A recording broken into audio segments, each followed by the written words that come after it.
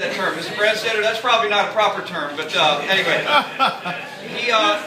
he was a dropper buyer, and he was a good dropper buyer because he kept me entertained, he kept me laughing while I was doing maybe unpleasant tasks at my house. And as I set up in North Carolina, I remember distinctly one time trying to putting back together the weed eater, and instead of helping me, all he did was laugh at me and make fun of how mechanically inept I was. Because Dave, again, when I say he was special, Dave was special.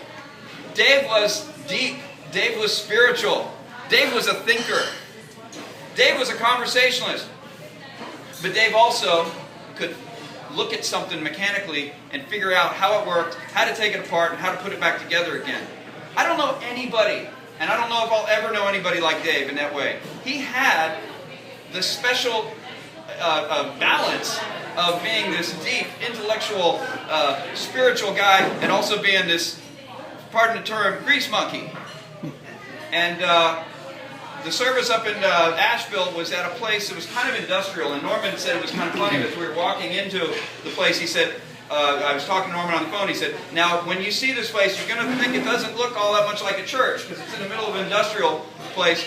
But he said it's kind of fitting, because I can kind of see Dave maybe fixing a car over the next lot before coming over to the service. And it was perfect. It really fit Dave well in that it was a place of getting things done, and Dave knew how to get things done. A story that I didn't tell in North Carolina, I've got to tell the story because Dave's kids were at the service in North Carolina. I could not tell the story then, but I'll tell the story now. So here's Dave. He's a spiritual guy. He's a funny guy with a good sense of humor. He could fix anything, but he could also, and he knew how to talk to women, by the way. He did know how to talk to women. He had a charm. He definitely had a charm. I'm sure most of the guys, maybe some of the girls here, even know that. But Dave, one night, a guy took a swing at like 4 of us. This guy was that brave. This creepy guy that took a swing at us and hit one of us. One of us went down. But Dave did this move, and I don't think Dave. You guys can correct me. I don't think Dave ever took karate. Did Dave ever take karate? Dave did this move. It's kind of like that, but it was like way up. His foot went way up there. Literally, and Nick knows the story because I told the story immediately after it happened, and it's pretty accurate. The guy started. He engineered a kick. He engineered a kick. He didn't hit the guy, but the guy started tearing up, scared of us standing around there. And I think he was more just scared of just Dave. But Dave saved the day for us. So, Mr. Tribelcock, you might not know that about him, but Dave could intimidate the hell out of somebody, and that was that I'll never forget that.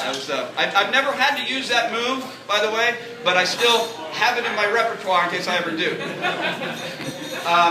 I'll say this: Dave was a close friend, as I've said. He spoke publicly at my wedding. Yeah, I brought my wedding photo album because he's in a picture there.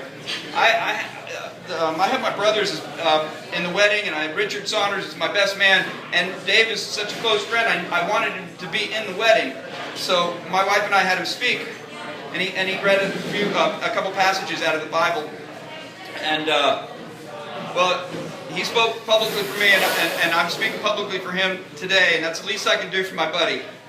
I'm going to miss him a lot, and thank you again for being here today. And here's Norman.